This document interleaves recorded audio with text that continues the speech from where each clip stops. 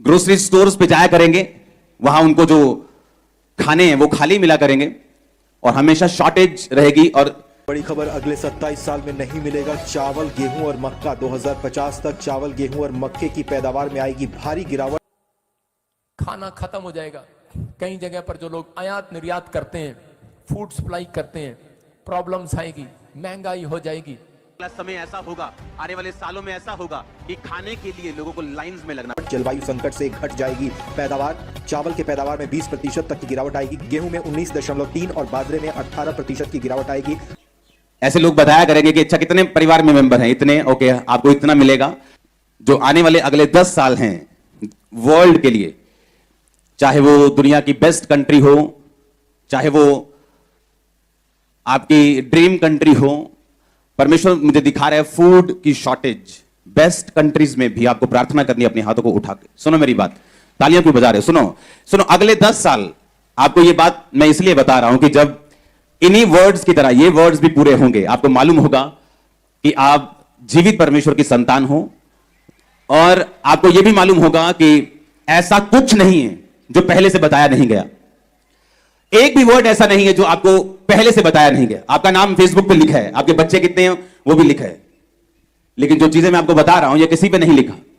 अगले 10 साल जो लीडिंग कंट्रीज हैं वहां फूड, जब लोग ऐसे ग्रोसरी स्टोर्स पे जाया करेंगे, वहां उनको जो खाने हैं वो खाली मिला करेंगे और हमेशा शॉर्टेज रहेगी। और ऐसे लोग बताया करेंगे कि अच्छा कितने परिवार में मेंबर हैं, इतने, ओके आपको इतना मिलेगा। ये जस्ट स्टार्टिंग होगी, शुरुआत होगी। जो आने वाला समय है जहां पे जब परमेश्वर ने अपनी कलीसिया को लेके जाना और जो बच जाएंगे लोग, उनको बताया जाएगा कि अगर तुमने खाना लेना है तो तुम्हें यीशु मसीह को छोड़ना पड़ेगा। ये उस चीज का जस्ट एक शुरुआत कह लो या उसका एक एग्जाम्पल कह लो कि जैसे आपने 100 मेज बनवाने हो और आप मिस्त्री को बोलते हो कि आके पहले मुझे बना के दिखा कि वो मेज कैसा होगा। वो मिस्त्री आके एक मेज बनाता है, वो बोलता है कि ऐसा बना सकता हूं।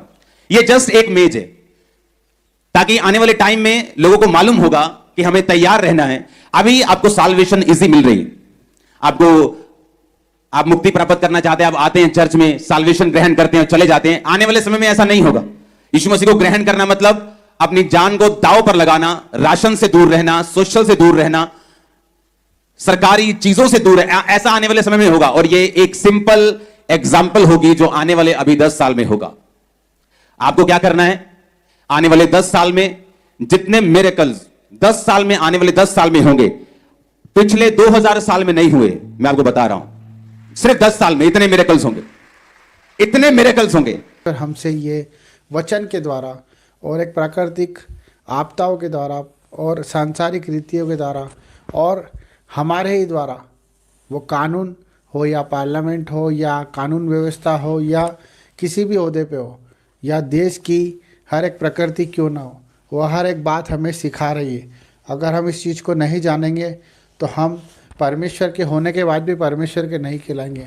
ये हमारी कमियां हैं कि आज हम ईश्वर को जानते कब है? जब हमारी नीड होती है, जब हमारी आवश्यकताओं की हमें बहुत ज़्यादा ज़रूरत होती है, तो हम परमेश्वर के वचन के पास जाते हैं, उसकी आराधना करते हैं, उसकी स्तुति करते हैं। और जब वचन हमें अपने पास लेके आता है तो हम उसे नहीं देख पाते।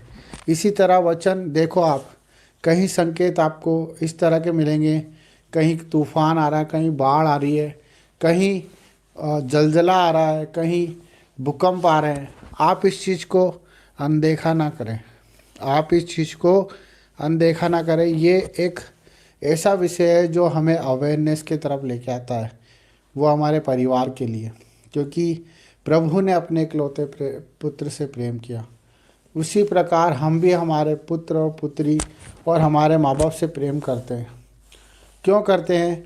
क्योंकि वो रीति उसने सिखाई है और हम उसके लिए कुछ भी करने को तैयार हो जाते हैं। उसी प्रकार परमेश्वर भी अपने एक पुत्र के वादे के लिए सब कुछ कर सकता है। आप जान के अनजान ना बने, आप अनदेखा करते हैं मेरे भाई बहनों। कोई आपसे मांगता है तो आप नहीं देते हो, कोई आपको पुकारता है तो आप नहीं जाते हो। आप क्यों ऐसा जीवन जी रहे हो? जबकि परमेश्वर के सिग्नल यही है कि जो परेशानियाँ आती है उसके पीछे परमेश्वर खड़े होते हैं, पर जो परेशानियों को देख के परमेश्वर को भूल जाता है, परमेश्वर भी उसे भूल जाता है। मेरे भाई बहनों, आज हम बहुत से भाई उन दुख उठा रहे हैं जो शरीर की पीड़ाओं में, पारिवारिक पीड़ाओं में, कर्जों में हैं, जो आज एहसान तले दबे हुए हैं, जो बोझ तले दबे हुए हैं, जो आज हिम्मत नहीं जुटा पा रहे, जो आज अपने परिवार को नहीं चला पा रहे। ये सब बातें प्रकृति के रूप में हमें सिग्नल देती है, जो परमेश्वर के वचन के द्वारा हमें, जिस तरह से एक पुलिस वाला आराधना करता है, जिस तरह से एक पार्लियामेंट के अंदर चीख चीख कर एक संविधान के लेकर, एक संविधान को लेकर, एक न्याय को लेकर परमेश्वर की जीविता का प्रमाण देता है, और इसी तरह परमेश्वर की प्रकृति भी उस चीज़ का प्रमाण देती है। जब नदी नाले सूख जाते हैं, जब आकाश काला हो जाता है और चंद्र ग्रहण होता है और सूर्य उदय होता है और पंछी आकाश में इधर से उधर होते हैं, जिन पे कोई बंधन नहीं है, जिन पे कोई बंधन नहीं है, वो कोई देश को नहीं जानते, वो कोई जात नहीं जानते, कोई समाज नहीं जानते, वो सिर्फ परमेश्वर की हमें सिग्नल देते हैं, वो परमेश्वर की क्रियाओं को हमें समझाते हैं। पर हम भूल जाते हैं कि हम इस सृष्टि में ईश्वर के भरोसे आए हैं, हम परमेश्वर के रूप में, उसके समानता के तरह हम इस सृष्टि में आए हैं। हम जिस दिन अपनी फ़िक्र करना छोड़ देंगे, जिस दिन हम दूसरों की फ़िक्र करना शुरू कर देंगे, उस दिन आपको परमेश्वर की हर एक बात सुनाई भी देगी और दिखाई भी देगी। हमें अपने दर्दों को, अपने दुखों को आज अपने जीवन से निकाल के फेंकना है, हमें उनका महत्व ख़त्म करना है। जो हमें लगता है कि हमारे बिना नहीं हो सकता, वो चीज़ों को हमें छोड़ना है। मेरे भाई बहनों, हमें हर एक जिम्मेदारी को प्रभु को सौंपना है, हमें हर एक बात को प्रभु के हाथों में सौंपना है, चाहे वो कितनी भी बड़ी बीमारी क्यों ना हो, हमें परमेश्वर के हाथ में ही सौंपना है, चाहे वो कितना ही बड़ा संघर्ष क्यों ना हो। क्योंकि जब आयुब को आप देखते हो बाइबल में कि वो परमेश्वर को कहता था कि अगर परमेश्वर चाहे तो मुझे मार भी दे तो मैं उस पर भरोसा करना नहीं छोड़ूंगा। हमारा भरोसा परमेश्वर पर होना चाहिए, क्योंकि न्याय का दिन निकट है, आपके न्याय का दिन निकट है, क्योंकि आपने जो करा है उसे आपको प्रभु के सामने रखना पड़ेगा।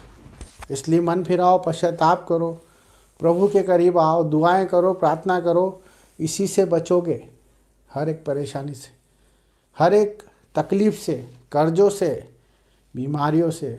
जब आप मन फिराओगे और अपनी गंदी आत्मा को छोड़कर परमेश्वर की पवित्र आत्मा को स्वीकार कर लोगे, यही सच्चा परमेश्वर हमसे चाहता है कि आप आपकी फ़िक्र छोड़ दें और परमेश्वर की प्रार्थना दुआ में लग जाएं और उसके कामों को करें।